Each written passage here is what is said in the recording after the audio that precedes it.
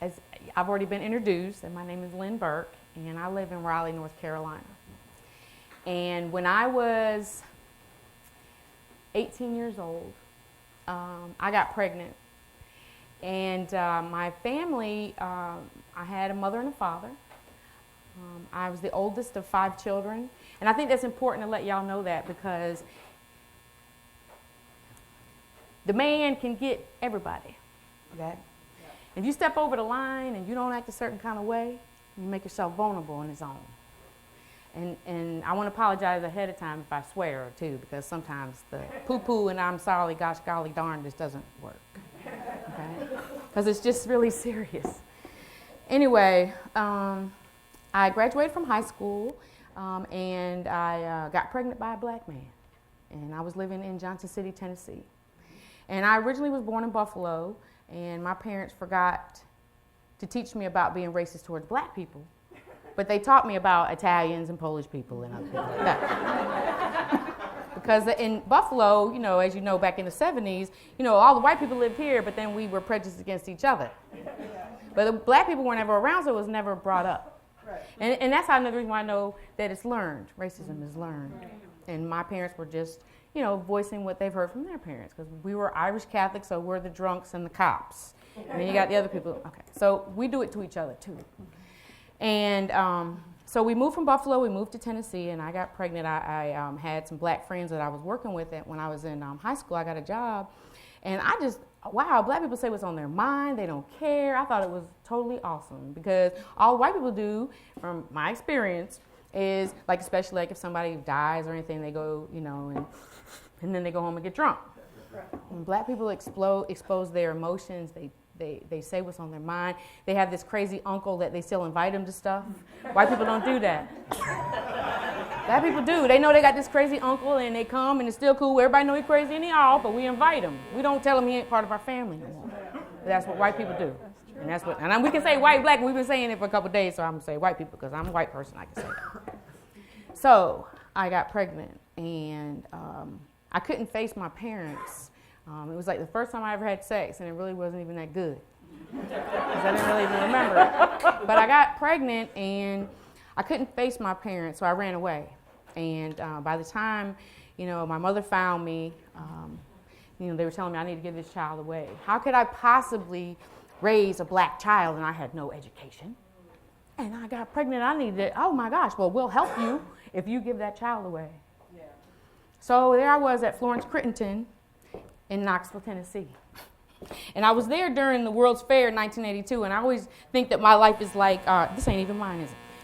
My life is like Forrest Gump. You know how Forrest Gump had all these things that were happening to him on certain holidays and things, and it was like, yeah, my life is kind of like that. Because I was at Florence Crittenton in 1982 when they had the World's Fair. Yeah.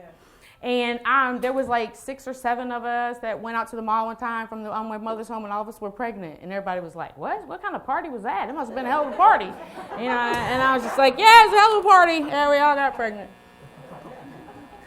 But while I was there, I was like, you know, my parents kept calling me, my mother kept calling me every day trying to tell me, you know, you got to give this child away. You know, you can't raise a black baby. You got to give a child away. You got to give, you know, a family for this child. You can't raise a child. You don't even have an education. So they bring you all these books and make you pick out, I mean, seriously, pick out families for them. They can have family. Mm-hmm. And I played the game for a little while. I tried to do it. I thought it was the right thing to do. My mom even sent a priest over there to talk to me. What's the priest? You know, I'm going, okay, really, Father, what you going to tell me? I was kind of fed up with all that by that time. So anyway, I had my child on July 19th, 1982, and I went into labor at about 9 o'clock at night. And they drove me to the hospital, and you're supposed to have this person, it's like a coach that's supposed to help you, you know, get through it. But she didn't, I guess she fell asleep, she didn't come, so I was in there by myself.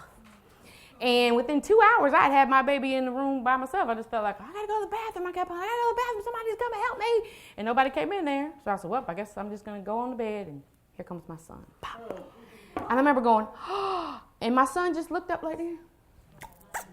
Started looking around. I said, oh my God. And I knew at that minute that I could not give him away. I knew at that minute that I was not gonna walk down the street and look at everybody's face and see if that was my son, or if somebody was abusing him, or if somebody was doing something to him. I knew at that minute it was my responsibility.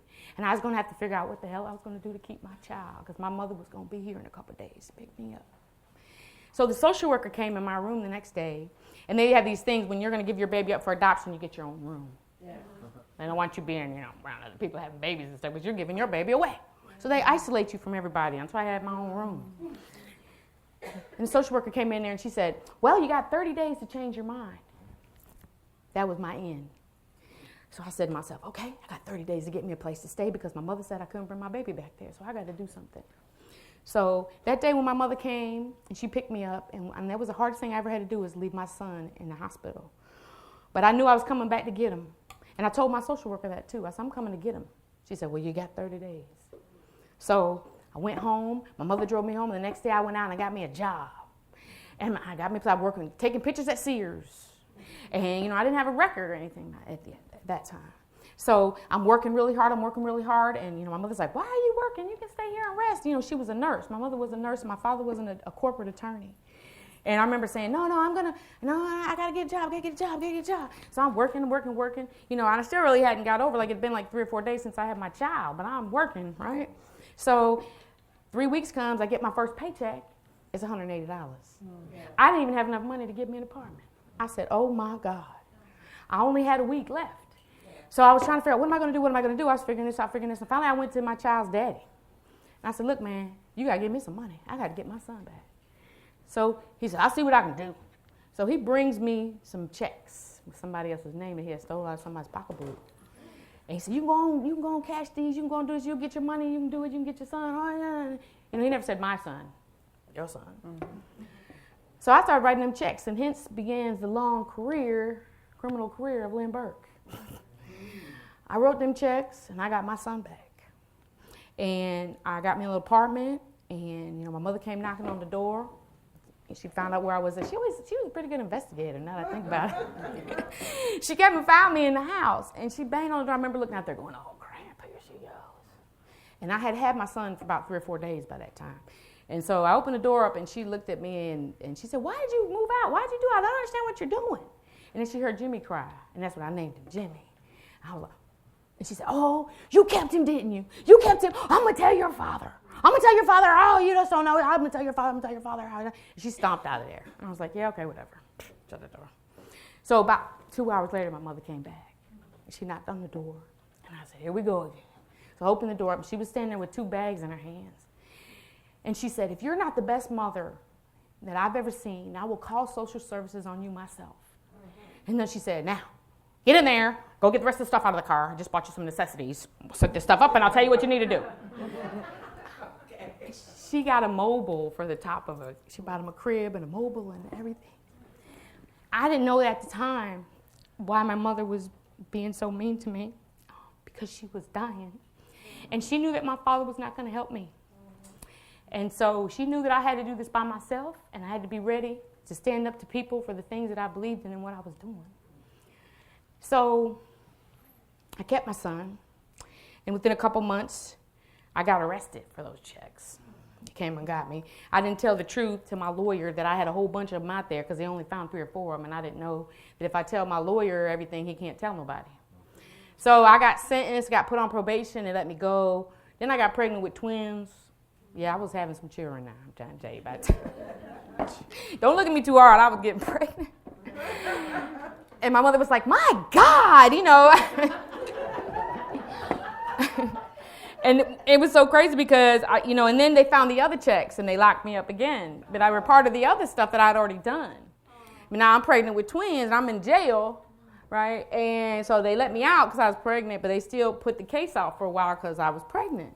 And then we go to this doctor's office, right? And so they think I'm really farther along than I really was. So I'm in this room in Johnson City, Tennessee. They have a doctor, they have a school over there of medicine.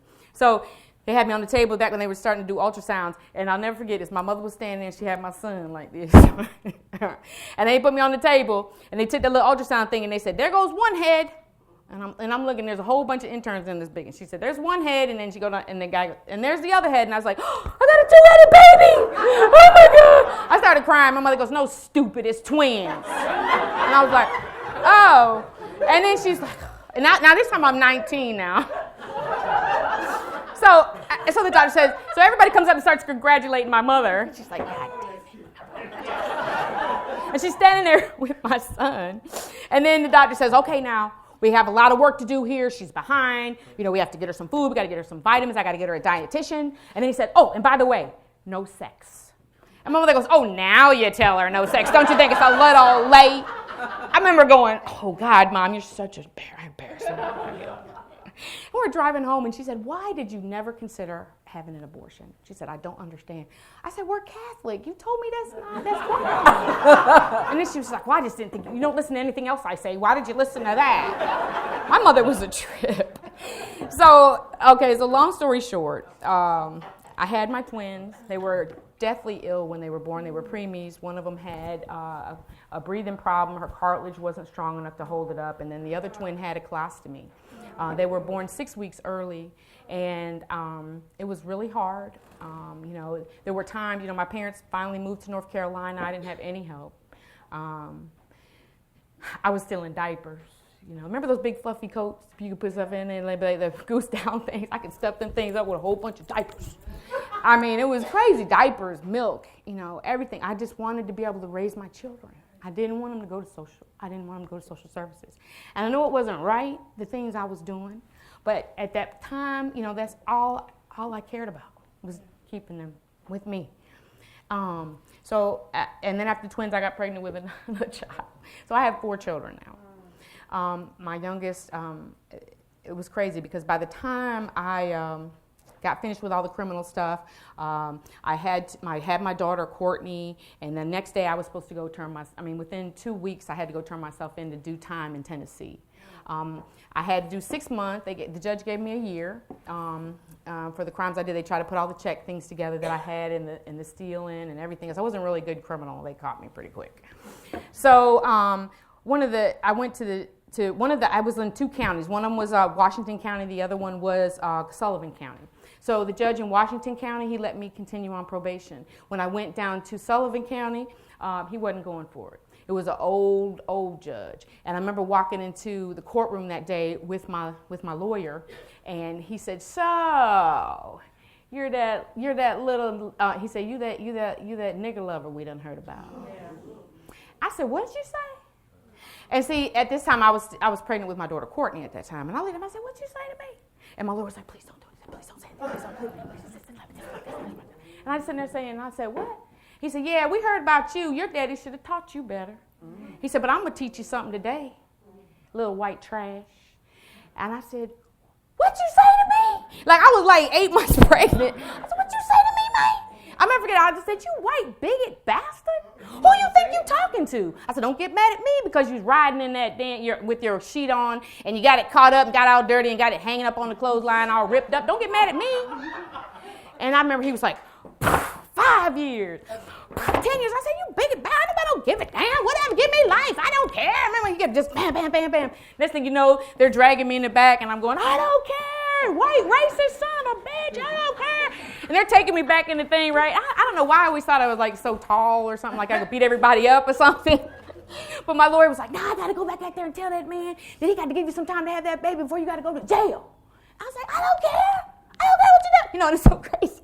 But then he comes back later that night and I'm crying. Let me out, please, let me out. So the judge let me out, but the condition was that right after I had my daughter, within 2 weeks, I had to go turn myself in.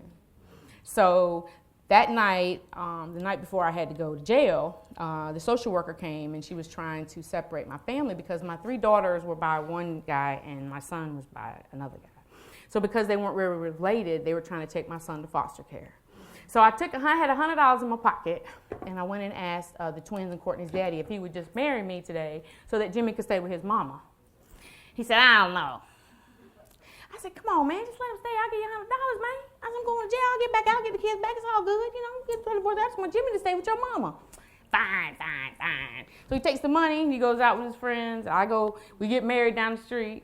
Then I went and took the beds apart, took them over to his mama's house so that she could watch them, because my mother was living in North Carolina at the time, and she was really sick. So she couldn't take care of them. So his mama did. And so they stayed there, and I went and turned myself in and went to jail in Nashville, Tennessee.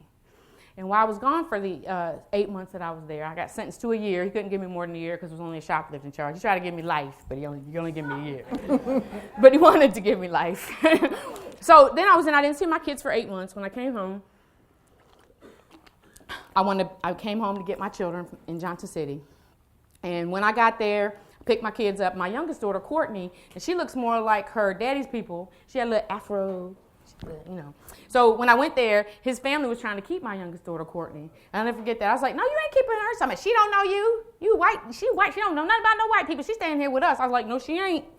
I said, she'll be all right. She can scream. She'll get tired of it later. That's my child. I'm raising my children. So I got in the car. We went down to North Carolina. When I was down there, I stayed at my mother's house for a couple months. This was in 1986. And my mother said one day, we had been there for about a month, and she had this folder. And she told me to go take my brother over to NC State and sign him up for school. And she said, I got your stuff here too, and I want you to go sign up for school too. Now, I'm still on probation from Tennessee. I had that 6 years probation that the judge gave me, but I transferred it to North Carolina. So she says, go on and go to school. I'm going over there to school with your brother and take this. I got your stuff. My mother had got all the stuff from high school for me. And she had it, and she saved it. She said, now you go over there and you fill out those applications too. I'll watch the kids, you go. So I drove my brother over there. My brother goes in there. This was back in the time they didn't have the internet. People didn't do it online. So my brother went in there, and he'd been there about 5 minutes, come back out. They told me no. I was like, all right. So we getting ready to leave. My brother said, no, you're supposed to go in there. Mom told you to go in there too. I'm like, fine. So I go in there, give the man my folder. He opens up and he looks at it. And then he looks at me and says, when would you like to start? And I remember saying, start what? And he was like, school. And I was like, oh. And he said, what do you want to take? And I went, well, how about social work? I know all the programs. I won't have to study much. And the man said, okay. So I was like, cool, I'll be a social worker then. You know, I know all about food stamps and everything, all about that stuff. I'll do that. So he was like, okay. So I left back out, went back to school, found a place next door to the campus. It was Pullen Park Baptist Church. They kept my kids during the day. So we get on the bus every morning, we ride over there, put my kids in the school, in the daycare, and I go to school. It was wonderful.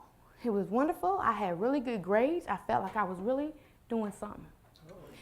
Well, all of a sudden, my mom got really sick. And on November the 29th, 1987, she died. And I didn't know how to deal with it. Nobody teaches you how to deal with the death of a parent or somebody that you love. And she was really the only friend that I had. My father really didn't care too much for me because of the choices that I had made and the fact that I had been in trouble. And then he was a lawyer, and he didn't like that. And I have brothers. I don't know if you know how men are, but they're not really all mushy and all stuff like that. So I really didn't have anybody to talk to about it because mostly men just want to forget about that kind of stuff. So I was severely depressed. I couldn't get out of the bed. I never felt like that in my life, and I didn't know what to do. I was so worried about her. I found myself going to places that we used to go together to see if she was there. I thought I was going crazy. But then I made a telephone call back to Tennessee, and I asked my kid's daddy again. She was my good friend Ethel, Miss Ethel May. She was my children's grandmother. And I called up there and asked her, would she send one of her daughters down to help me so I could try to, get up in the morning because I was having a problem dealing with my kids. And at that time, my son was 4, my twins were 3, and my youngest was 2 years old. And so, yeah, girl, I was having them children. I was trying to take over the world. I guess that's what they say. But instead of sending her daughter down, my children's daddy came. And with him was his drug addiction. That was when everybody was turning cocaine into crack, and somebody showed him how to cook it. And that was it. That brother was hooked. He was getting high all the time. So I had to go out and start stealing again for food and everything because I didn't have nothing. And even though he got a job, one of the priests from the Father David got him a job. He was working with the drug man. The drug man was fronting him drugs on Fridays, and then when he got paid, he owed the money. So there wasn't too much I could do, but I tried to intercede a lot of times. But, then if I did get some of the money, if I didn't pay the bills right away, he would try to, Tried to beat me up that night.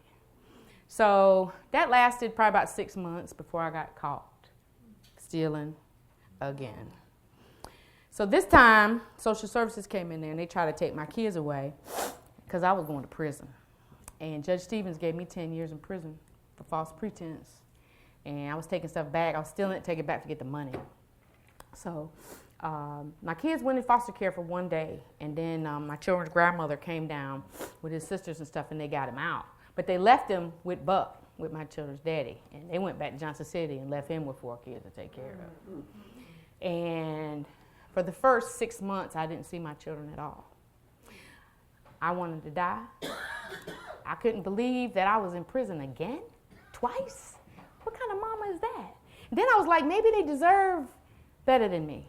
Maybe they need to be with Buck. Maybe they need to be with his family, because obviously I ain't doing a very good job. So I never forget it. It was on Christmas Eve, and I was in the hole. I used to get in a lot of fights. I know it seems kind of strange, but I can fight, okay? Because I'm a little short white girl, I can fight. Don't think I can't fight. But I used to just jump, run, and hit people and punch them and run away. Everybody's like, she crazy. She done come up and hit you for no reason. I say, yeah, okay, whatever. You get on my nerve. I just wanted to go to the hole. I didn't really want to be around everybody. I wanted to be by myself. I just wanted to die. So that day, it was Christmas Eve, and it was 1988.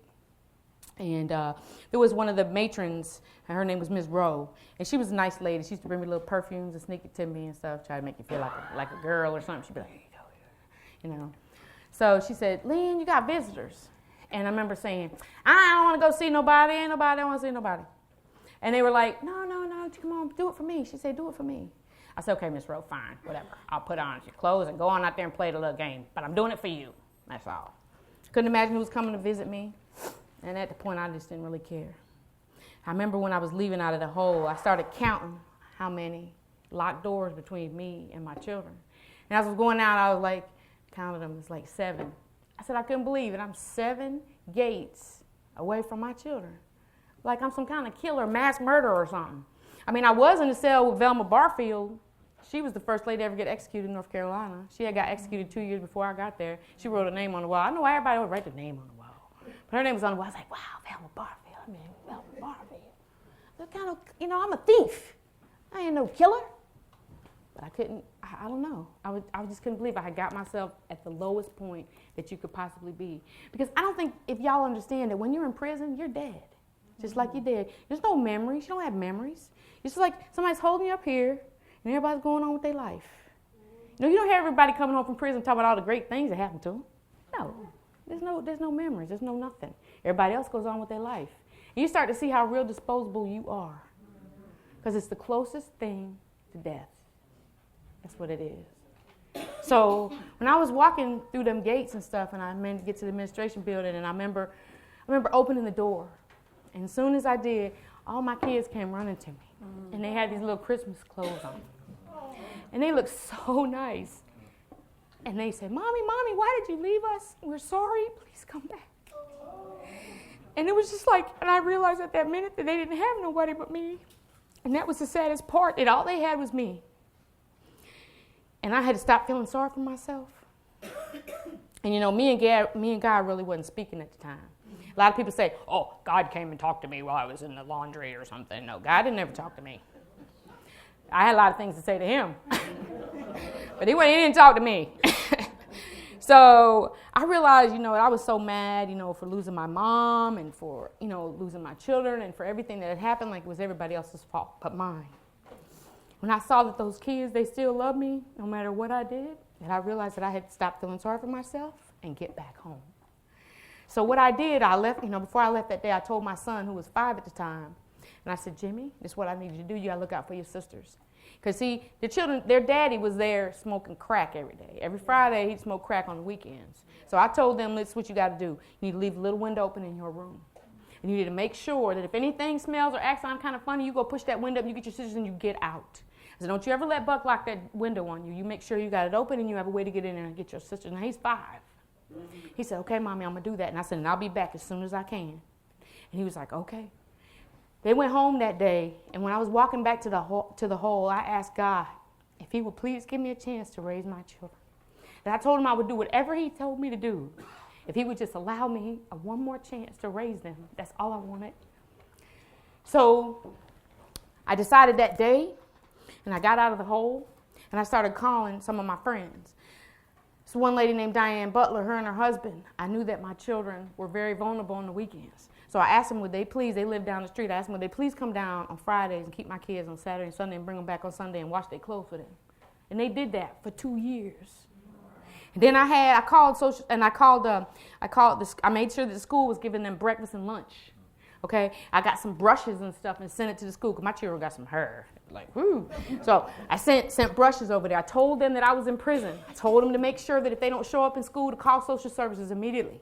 I let everybody know what was going on. I got the phone hooked up in the house so I could call and check on my children. And I started being their mother because that was my job. So 2 years of that, I got out of prison on February the 9th, 1990. Me and Nelson Mandela got out on the same day. That's some cool shit. When I walked and I saw that Nelson Mandela got out today too, I said, oh my God, this is a sign. And I know that Nelson Mandela went to prison to help his people. I understand that. And I know that it's totally different than me. But I thought, man, Nelson Mandela is going to be the president. He was walking and everybody was cheering him and stuff. And I saw the newspaper. I was like, wow, this is a sign. I can do something too. You know, I can do something. Nelson Mandela go to prison. We got out the same day. It must be something about that. So I remember when I came home that day, it was so crazy because the parole officer came with me. But as she was driving me away, I remember I was crying. I was like, why are you crying? You're getting out of prison. But I knew I left part of myself in there. And I had to go back and get her. But I couldn't do it right then. But I knew I was going to come back because there was so many things that was wrong in there. And I said to myself, okay, all right, okay, I'll be back. I just remember when a parole officer put me in. In the meantime, I had got a copy of my rental receipt. So I knew when I got home that I was kicking my kid's daddy out. So when I went in there, I told my parole officer, I said, Miss Parole Officer. And what happened was he comes to the door, right? This is great. I got to tell you about this. He comes to the door, and he's like, oh, okay, you back? Oh, okay, cool, come on in. And my son stayed home. The twins and Courtney went to school, but Jimmy stayed home that day, right? Jimmy did not like him. So he stayed home. And I said, and Buck was like, yeah, well, welcome home. I said, hold up a minute, bro. I said, you see this right here? And he looked at it. Yeah? I said, what you think that is? Can you spell that? It said lease. You see that right there? It said lease. I said, you see your name on here? He was like, no. I said, then you got to go. Sorry. He said, what you say? You going to make me keep the kids for 2 years? You going to put me out that day? I said, sure am. I said, Miss Parole Officer, escort him out of here. And she said, sir, you're going to have to go. And Jimmy said, here, you can use my book bag and put your stuff in. He was like, and gone. Ain't seen the brother since. Told him to get out and go on about your life. And my son went in his room, and he came back, and he had my driver's license. My son had kept it under his pillow for 2 years. For 2 years. Till he was 7 when I got back. He had kept it under his. Ever since that day, I had to figure out a way. I tried to go get jobs. I tried to go do everything I could. But see, what's different between me and a lot of women is that we don't get our kids back when we get home. Because most of us don't have anywhere to live. See, I was still living in the projects. And see, they didn't know I was going to prison. But they was going to find out because that Monday they was there. Social services was there and the housing authority. They said, we thought you was in prison. I said, well, do I look like I'm in prison? And they was like, no. I said, well, okay then. Bye-bye. So they left. I was able to keep my place, and I was able to get my children back. And most women that go to prison, they have these holes in their souls because their children are gone. And because the kids think that we don't love them and we don't really love ourselves, it has nothing to do with them. And most women, they don't understand that the children have holes in their souls too. And it's not anything intentional because it's different when a man go to prison because the women stay there and take care of things till they come home. And nobody cares. Nobody goes visit women in prison because they just don't. They don't need a big visitation room. They don't need nothing because we don't get to see our kids and nobody comes to see us. So I got out and I tried to figure out a way that I could stay out. But I thought my life was over because when I was in prison, nobody didn't tell me I could be nobody. They told you, you'll be back. You got felonies, girl. You'll be back. I said, I ain't coming back. They're going to drag my dead body in here. Lynn Burke ain't coming back. I'll come back because I want to come back up in here, not because nobody tell me to. So I couldn't get a job. I went around to a lot of places like a lot of people say, and they tell you no. And I don't care what nobody tells you. Nobody going to give us a job. Right. So what we had to do, I decided, I lied on a lot of my applications. I said, I can get a paycheck for a couple weeks till they figure it out. One time I worked at a job for 2 years at delivering auto parts till they got bought out by somebody and I got fired. So I said, this ain't working. So I started thinking, you know what? I think I can, if I start my own delivery service or do something, start my own business, they can't look up and see if pedal pushers got a record. So I got me a little piece of a car and I started delivering flowers. And 10 years later, we was out the projects. I was delivering the hell out of some flowers. You all just don't know. I was delivery out. Girl, I used to go pick up my children. Like sometimes I used to miss, I lose work or get fired because I had to go get my kids. Well, this time if they got sick, I just threw them in the back of the van. Kept it going. It cut down on that. My children didn't want to come in the car with me no more. We don't want to go. We're sick. We're fine. We'll stay here. We don't want to go. They were like, so that cut down on that a lot. And then I started thinking to myself, when I started making enough money, I said, okay, now I got to figure out how to keep my children from going to prison. I want to make sure that the men don't get a hold of my damn kids. So I remembered, I was saying, when I was in school, I took an African history class. African history class.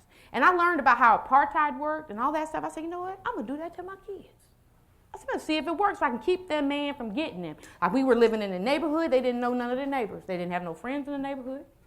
So I didn't have to worry about friends trying to pull them out into the streets. I took them to a school where they couldn't get away. They were out in a place there was no bus ran out there.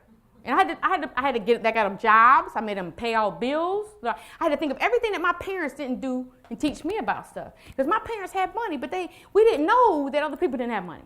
And we wasn't like we was riding around in great old cars or nothing like that. My parents were stingy, but we never had to worry about something to eat. So I didn't know all that stuff when I was growing up. And that put me at a hindrance for other people. So what I did was I made my kids get a job. Each one of them, they worked at McDonald's, Chick-fil-A. My son worked at Kurt Drugs. They all was responsible for one bill. And then I made them buy their own stuff after that. And I didn't have no money. They knew I didn't have no money, but it made them understand. They would say stuff to me like, well, dang, how you make money? How you pay your bills with just that? What if I had to pay all the bills? They started understanding that. I said, well, that's how it is. That's why you got to go to college. This is the college house. Everybody in this house going to college.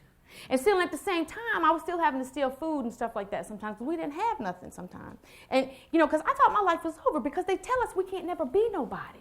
So I thought I couldn't never be nobody. And every time I go get a job, they tell you no. So you think that that's true. So before I know it, all my children had graduated from high school. And it was all gone in college.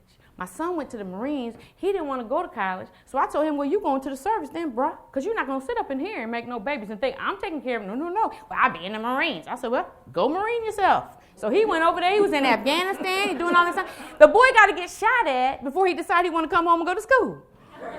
But that's how it is. I'd rather him get shot, trying to get shot over there. I was scared to death, but I'm just saying. He went to the Marines. He came back. He graduated. He has a degree from NC State. He has 2 degrees. He became a Raleigh police officer. Now, don't think that God ain't got no sense of humor. My son is a policeman. My son come over to the house with his little gun. He got to leave it in the car. I said, bro, you ain't telling me that. That's constructive possession. No, sir. Get it out of here. I'm not going to get you locked up, Mom. I'm your son. I said, well, I understand that. I'm just telling you, I don't want no problems. I know I don't want no problems. I can't have no gun around me. One time he let me ride in the police car with him. They can ride around and stuff. I got to sit in the front. I never got to be in the front before. That was cool. I'm like, wow, I'm sitting in the front. That's really totally cool. So I told Jimmy, don't be arresting nobody while I'm in the car neither, because I'm going to tell him to don't say anything. Jimmy's like, I'm not going to arrest nobody with you there. I said, well, that's good, because I ain't playing that. I'll ride around with you and everything, but I ain't. Then my daughters went to college. They all graduated. All 3 of my daughters, 2 of them have public health degrees. And my youngest daughter, she has a social work degree, and now she wants to be a dentist. And while my children was in college, I was home by myself. And I made sure I was home by myself because I said, let me make sure I'm home alone. So I took all my clothes off, walked around naked for about 5 minutes. I said, yeah, nobody's screaming. Yeah, they really gone. So I was like, wow. So I was like, maybe I can go to college, right? So I went back to NC State, and I got back in school, and I graduated. I got my social work degree in 2006. And then I got to be the commencement speaker at NC State for the graduation. And then I was like, well, dang, what am I going to do now? Ain't nobody still going to give me no job. I'm a convicted felon. I can't work at a social work place. I got 10 felonies. Ain't no way they're going to let me do nothing. So I said, So then I started reading about how bills get passed and how you change things. And it said, the only reason that a lot of bills don't get passed is because people don't have the attachment to the bills. People don't have they don't want to make sure that, they don't have the personal attachment to the bills, because by the time it gets all cut up, it's gone. So I thought, well, maybe I could be a lawyer. And then I said, they need me to be a lawyer because it makes them look good. So maybe they'll probably let me do it, because they'll say, look, we changed her. Prison changed her. Look at this lady over here. She changed. So I said, maybe I can, because my father was I have a real problem with authority because of him, because he was a really big hypocrite, and I couldn't stand how he treated my mother, and I was always protecting everybody and jumping in front of everybody going, hey, wait a minute, that ain't cool. And I was always that person because I really had a problem with authority. And I think God was like, you know what, I'm going to use that to the good. And so I said, well, I'm going to go try to get into law school. So I filled out my little application. I go over there, and they denied me. I said, they denied me. I'm going to find out if it's because of my record, which, of course, it probably was. I said, I'm going to try anyway. So I went back. And the dean at the law school, when I went in there, he had my first I came in, I made an appointment to talk to him. And I was waiting. He said, what's your name again? I said, Lynn Burke. He was like, okay, I'll be right back. So he goes and comes back. And then he looks at it, starts reading it. I said, did you get that out the trash can? I said, you get the little apple peel off of it and everything? And then he came over and talked to me. He said, no. I said, oh, okay. So he's reading it. Then he said, Miss Burke, he said, you have a story to tell. He said, you know what? I'm going to help you. This is what you got to do.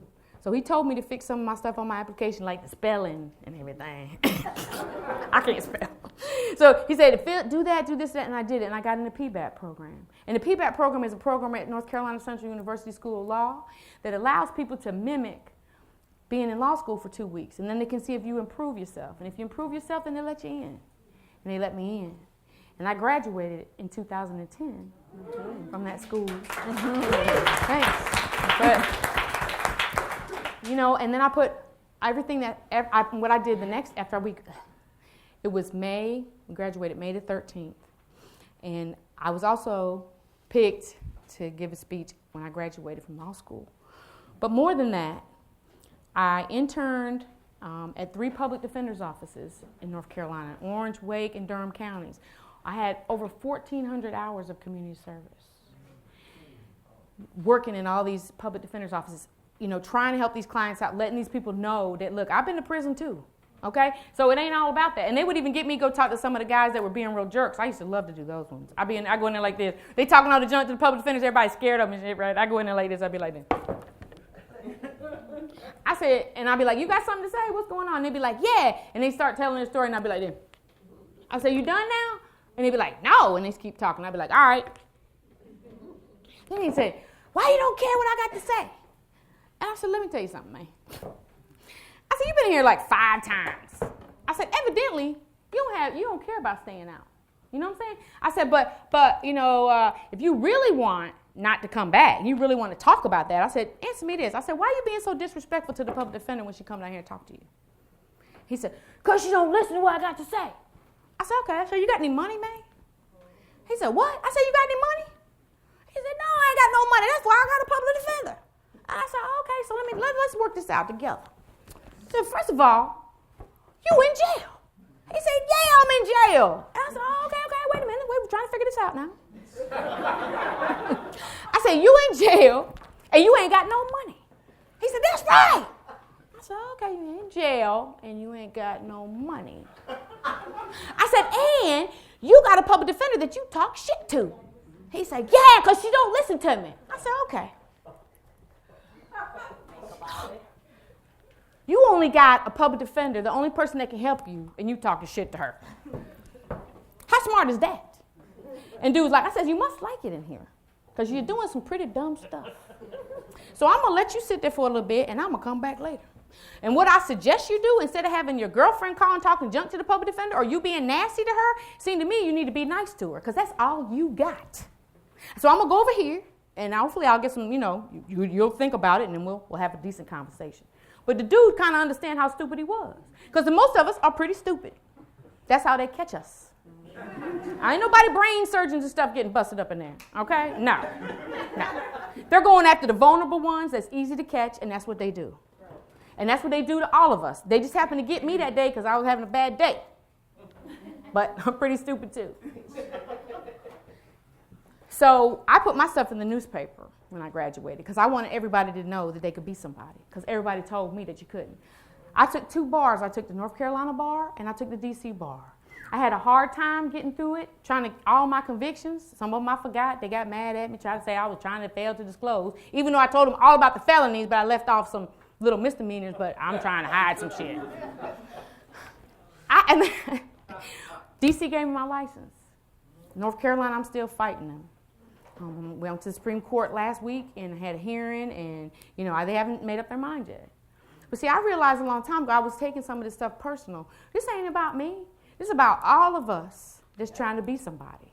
This is about all of us, because the reason God's picking me to do this, because I still owe him from the promise I made 20 years ago.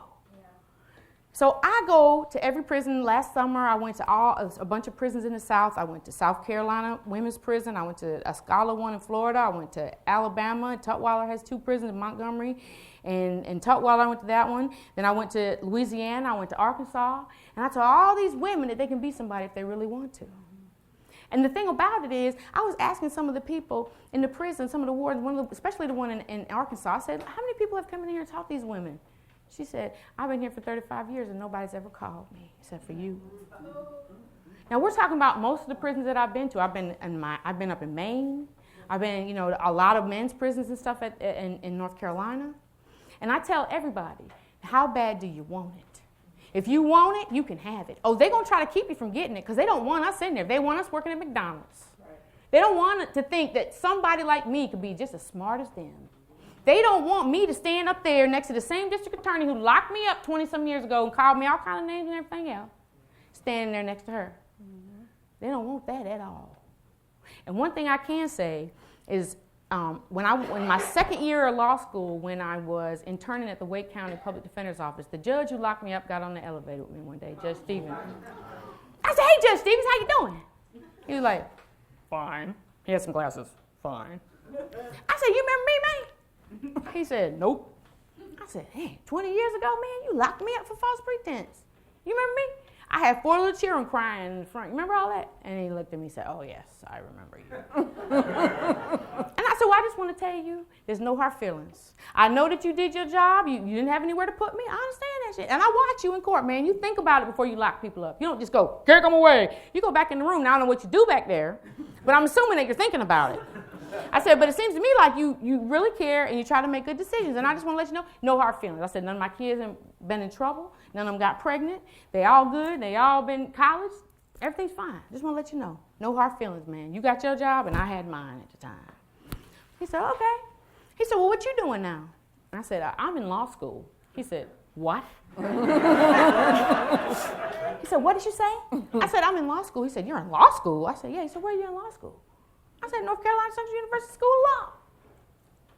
What I lock you up again for? I said, false pretense. He said, how much time I give you? I said, you gave me 10 years, man. He said, I did? I said, yeah, you did. And he said, wow. What's your name again? I said, Lynn Burke. He said, oh, okay. He said, well, you think you're going to need some help when you get ready to graduate? I said, hell yeah, I'm going to need some help. Yeah. He said, well, how about I write you a letter? I said, that'd be cool. And then he said, well, all right then. He said, don't leave me hanging. Now let me know what's going on with you. That man wrote me a letter like you never seen. Mm-hmm. And every time when I'd see him in court, he'd say, Miss Burke. And I'd go up there and he'd say, what's going on with your license? I said, they still ain't gave it to me. He said, all right. So then so I go back and sit down. But I mean, to me, it's real important that everybody knows that we can be somebody if we want to. Yeah. Gatekeepers are going to stop us any chance they get. So I don't want to take up any more time. I already talked too long. But I guess the main point of my whole speech here is that anybody in this room that's had any problems with their life, anything that's keeping you from being what you want to do, you got to do it. Because you don't want to be like those people that sit back on their lawn chairs or whatever, the rocking chairs, and say, I wish I did this, I wish I did that. You have to try, because you can live with yourself when you try. And I always try to go to the women's prisons, and I tell them that you're still your children's mother. Even if somebody else has them, you're always going to be their mother. And you don't let anybody tell you that you're not somebody's mother, that you're not your children's mother. But you still have obligations to your children. You still have to make sure that they're okay, even if you're in prison. And, we're going to have a talk tomorrow about what's going on with the kids. But hopefully, I'm trying to set up some kind of home for kids to stay whose parents are in prison in North Carolina. I want to be able to take them every week so they can see their parents. And I want these kids to understand that we love them. We don't love ourselves, and they need to work on it.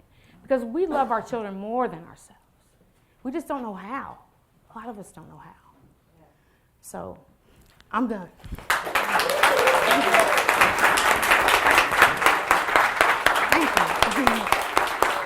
Thank you.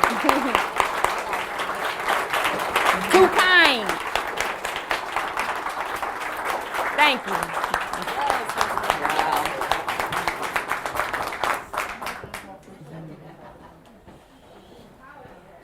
You used that podium real well. Thank you.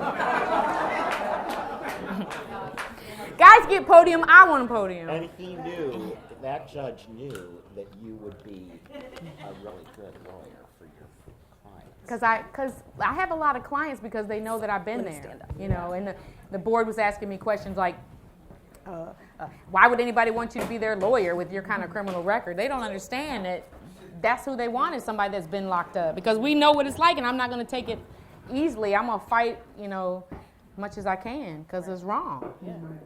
So can you practice in I practice it. What I do is I do immigration law in North Carolina. And that really makes them mad because I'm getting paid and they can't do nothing about it. They can't go in my paperwork. They can't do nothing.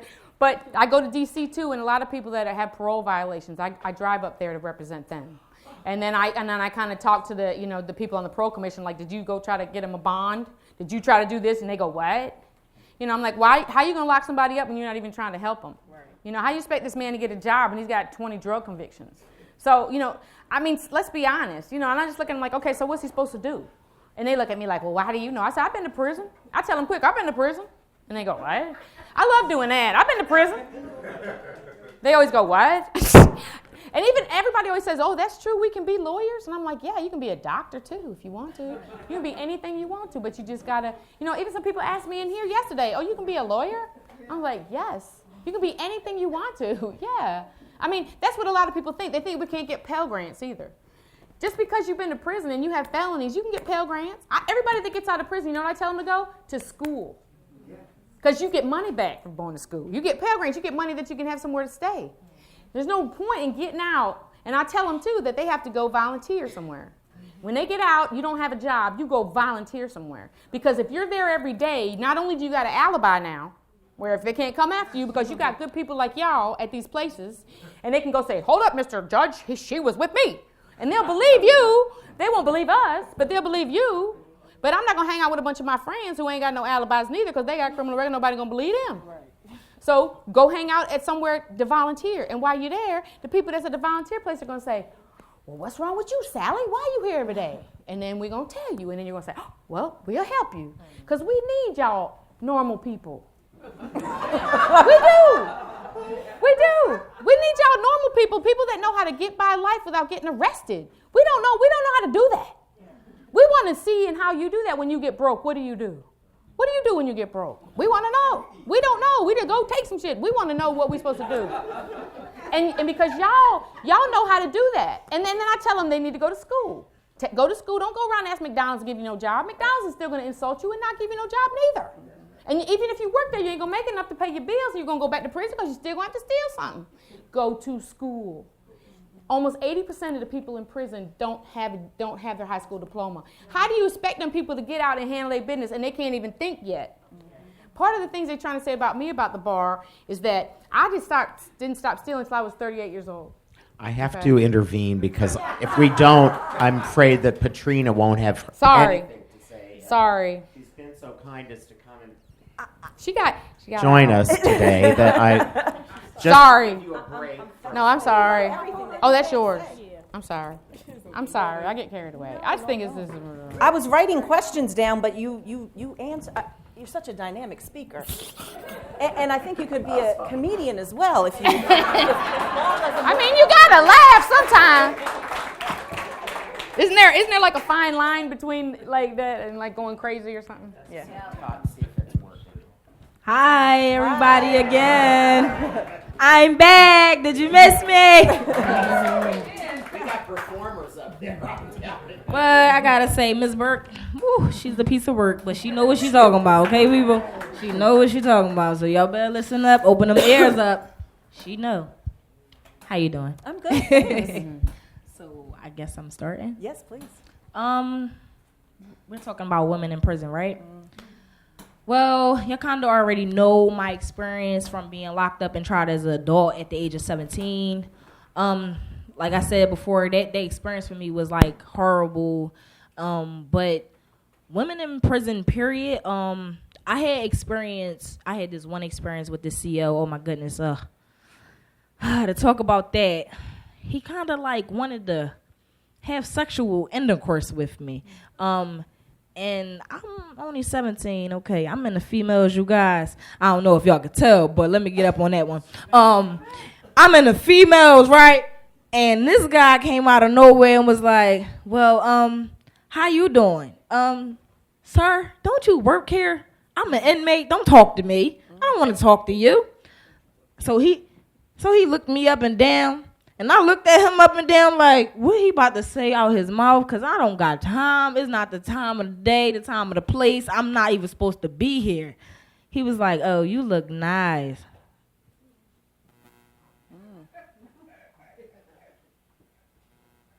So I walked in the cell like, hold up, did this man try to flirt with me? I don't even know what those terms are. Flirting. Homie, I'm 17, homie. What is wrong with you? So he was like, you look real nice. I'm like, okay, this guy, I might have to beat him up. They might have to put me in the hole. Now, I ain't trying to brag, but yeah, I know how I fight too, Miss Burke. So I was ready. So he kept talking, and he was like, so what you do to get here? I'm like, so why you minding my business? And I'm just looking at him, and he looking at me, and I'm like, so can I help you with something? He like, yeah, you can help me. I said, no, I can't. So my cellie like, hey, yo, what he doing over there? So she start calling the vent to the other cellies. Now, mind you, we all young boys, so they all like 16, 15, 17. And she like, yo, they flirting with Todd. The Bull Johns. Yeah, him. The dark-skinned one with the waves, him. And they like, yo, what's going on? Tell me what's going on. So we went into this multi-purpose room. And he was the guy that like brought us out to go into a multi-purpose room. And that's where we would have our workshops that I told you guys about earlier in the other panel that Sarah used to host. So like, we went to the multi-purpose room, and he singled me out. Now, mind you, we had already took our showers and everything. We ate breakfast. It was lunchtime, you know what I mean? And he pulled me out of the multi-purpose room and was like, I need to get in that. And I said, you need to get in what? Hold up. Wait a minute. Is my brain working right? Or is these cell walls closing in on me or something? I don't know what's going on with this situation, but it needs to stop. So I asked him, I said, sir, what is your purpose of pulling me out of this multi-purpose room? He said, because I told you I need to get in there. I said, oh, he is nasty. He is really nasty. So then we left out of the multi-purpose room. I didn't have no more conversations or conflicts with him after that. But his partner came in. He was like morning shift. Morning shift is like when we go and we take our showers and stuff like that. We eat breakfast. And even if you do have a high school diploma while you're in jail, they still make you go to school if you're under the age of 18. It's mandatory. I had already graduated. They still made me go to school. So after school, I saw both of them. They was on the same block, and this is C block, which is protective custody because we're young females, and we're in adult facilities. We can't even be around the adults, but it's still crazy experience being in there. And I saw both of them, and both of them came at my neck and was like, take a shower right now. And I'm like, hold up, wait, I took my shower already. What you talking about? Like, I had to get beastie with them. Like, hold up, wait a minute. No, I'm not taking no other shower because that's not what I'm doing. I'm clean already. I went to school. I learned some stuff today. And how was your day? No, you need to take a shower right now or we putting you in the hole, huh? What the hole mean? Can anybody tell me? No? I don't know what it mean. I'm like, I ain't know at the time. I'm still clueless. Like, well, the hole? You gonna put me in the hole? You gonna bury me? You gonna kill me or something? What's going on? So he continued to flirt with me, and ever since that first incident happened when he saw me when I first was off of quarantine. Quarantine is like a process that you go through. You get a TB shot to see if you got tuberculosis, I guess, and if the bump don't pop up, you cool to be around other people. This guy, he just was like he wouldn't give it up. So the next day, they both came at me and was like, okay, so this is what we're going to do. We're going to put you in this cell by yourself. I said, why I got to be by myself? My TB came back clear. I'm cool to be around other people. So I start talking to the counselor. I'm like, counselor, these COs, they trying to get my goodies. I ain't with all that. I'm not even into males. Like, what's going on? She couldn't say nothing about it. She didn't say nothing about it. And I'm like, well, ain't you a counselor? What is your title for? Like, what is you here for if you can't help me while I'm in this situation? She ain't say nothing about it. I had multiple meetings with this lady, and I'm telling her, like, yo, these people are still coming at me, and I'm scared because I'm only 17. They're trying to get my goodies, and I don't know when the next time, like, they're going to, like, be serious and like, really try to, like, be forcefully on me because they're cops. They COs. They're the guards on this block. She was like, I can report them. Report them? And then, I don't know what that means. So, can you explain that to me? She explained to me what a report was.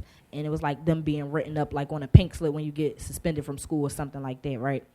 So I was like, I don't think that's going to cut it. I think they need to not be on this unit while I'm here. Like, she was like, I don't have no authority. I'm like, okay, but can you say something? Like, say something to somebody and help me. She didn't do it. So I went to take a shower the next morning, and the CO was like in the little curtain thing, because it's like curtains, but it's like multiple showers. It's like, so it's a shower right here, a shower right here, a shower right here, but it's curtains to cover up to give privacy. He pulled the curtain back, and I saw his eyes peeking at me. You know how fast I jumped out that water? I snapped out. I said, oh! They trying to get me. I screamed and I yelled. Okay? And them COs, I don't know where they at right now, but I know they ain't working there. Okay? Because I wasn't playing. I was serious. I was like, they got to go. Like something, they trying to get me. I'm not with that. That's not going to happen. And that experience, like for women to be in prison is really hard because a lot of males do come at females like that. Especially when they have authority. And like Ms. Burke said, the authority, that sometimes overrule some things, like the cops. When they have that badge and that gun on their hip, they don't know what to do. They be like, oh, I got all this power. I'm going to just go mess with this person. Hey, look, you got on that green shirt. Why you got on that green shirt? Huh? What you got in your green? You got something green on you? You got some marijuana or something? Yeah, so simple stuff like that, like people just, it's just like with the cops, period. I don't like cops, okay? I really hate them. And they don't serve and protect us. They don't protect. They don't do none of that. They kill, they hurt, they put harm to our communities, and they tear down our families. And like I said, being a youth in that predicament is really crazy. It's really, really crazy because you're so young, and it's like, you're vulnerable, so you turn to like different cellmates to tell them your story, but then the cellmates get, it's just so much confusion, and like, you just can't do, and like, it's just a horrible, horrible, horrible experience to be in prison or in jail or incarcerated, period, and not know what's your next step.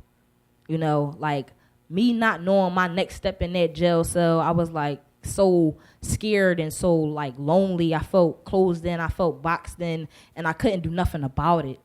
And that's what really tore my character down. I found myself crying every day in my cell, calling my mom, crying to her, and she like, you just be strong in there, and you got this, the Most High, he got you.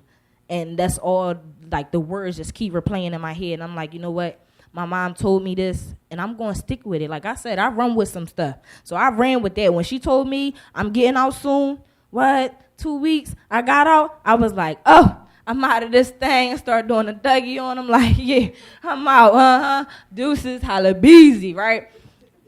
But then I ran, like it's crazy because I ran into one of the COs that was on my unit, and he was like, wasn't you just there in 2012? And I'm like, yeah, that was me, and you was trying to come at me. I said, my daddy living right now, though, but I don't think you want a piece of him, do you? I said, you want to see what his goodies about? Because his goodies about whooping that butt, you hear me? So after that, you know, like after I came home and stuff, I just was like, you know what, I can't, that's not the lifestyle I want. That's not the lifestyle I want. I have too much potential and I have too much talent to just put that to waste. And I felt myself putting that to waste as I was like getting older and still getting in more trouble. And I was like, you know what, I'm fed up. I'm tired. I don't want to do this no more. This jail life is not what I'm about. I'm about helping. And I like to help people. So like I tell young people all the time, like, yo, don't never cross that bridge that you have to go and be incarcerated. You have to be boxed in. You don't want to be in that experience. To endure that alone, that's like, it's the worst. It's like hell. It's like hell. Like you're burning up in hell. Like I never seen what hell was about, but I assume it's like jail. Seriously, because that place was horrible. And that's really all I had to say. And one more thing. One more thing, right? So can anybody tell me, all right, so y'all know the phrase, it takes a village to raise a child? By show of hands, everybody know? Everybody. Okay, so do anybody know the other parts of that?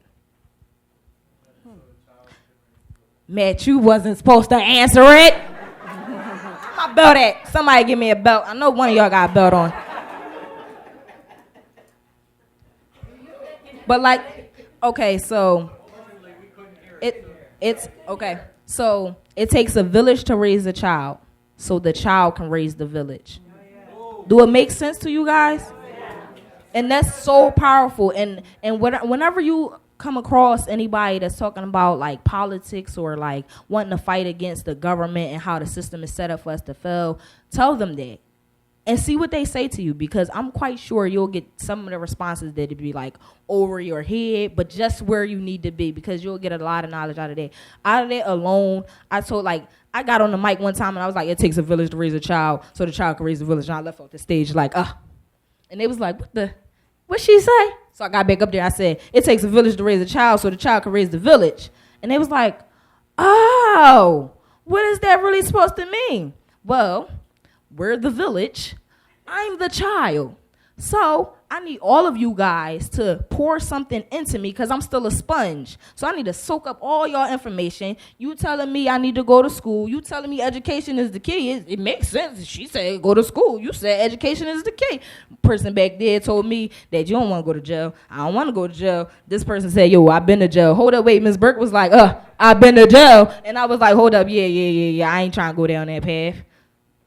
I'm soaking it in. I'm absorbing it. I'm still a sponge. And when you turn 25, that's when you're no longer a sponge. But I'm still a sponge, so I'm like soaking everything up, you know? So it takes a village to raise a child, so the child can raise the village. And with the child raising the village is that so you come into this world as a child, and you leave sometimes so sudden that you're like, your body decays, you know, you get real sick. You know, you lose weight, you know, you become like a child, like a vegetable, you know? So with that being said, I'm going to be that child that's going to raise the village, because I'm the one that's going to stand up, and I'm going to take that stance, and I'm going to tell y'all, like, y'all was the ones that told me education was the key. Y'all was the ones that, and I'm going to tell, and that's my story. So as that's being said, it takes a village to raise a child, so the child can raise the village. Thank you. Thank you.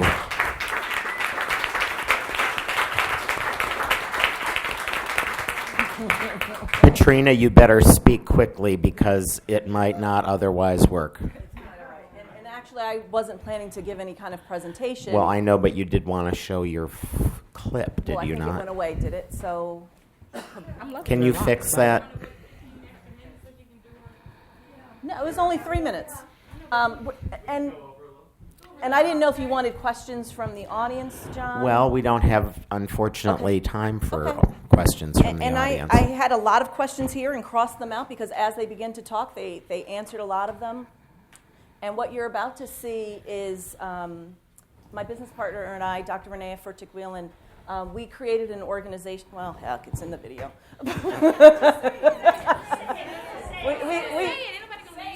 We created an organization to work with women who are in prison because 2010, about 5 years ago, it was not on my radar at all. Didn't care, wasn't thinking about it, figured if you did the crime, you deserved the time. And as I began to research, and we both began to research what services were there for women, we realized that there were very few. So in the grand scheme of things, there are much fewer, I want to say 7% versus 93% women versus men in the system. So all of the services are for men. But that doesn't mean that 7% of women don't need the services. So we created an organization called I'm Free 4 years ago after a year of researching and trying to figure out what best practices are, what can we do, what needs to be done, who's already doing it, and we still know that there's not enough services for women. So this is a 3-minute clip talking about how we can support women and how we support women and how we all can support. Thank you. Oh, no volume. My position is the executive director.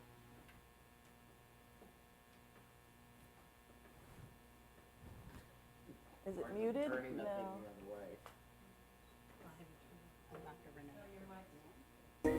My position is the executive director with I'm Free. I'm Katrina Young. I'm a co-founder from I'm Free, Females Re-Entering and Empowering Each Other. We started I'm Free 4 years ago so that... I'm Dr. Renee Furtick-Whelan. My position is the executive director with I'm Free. I'm Katrina Young. I'm a co-founder from I'm Free, Females Re-Entering and Empowering Each Other. We started I'm Free 4 years ago so that we could make a difference with the women and we can make an impact globally, letting people know what the real issues are. The hardest part about being incarcerated is not being able to see your family.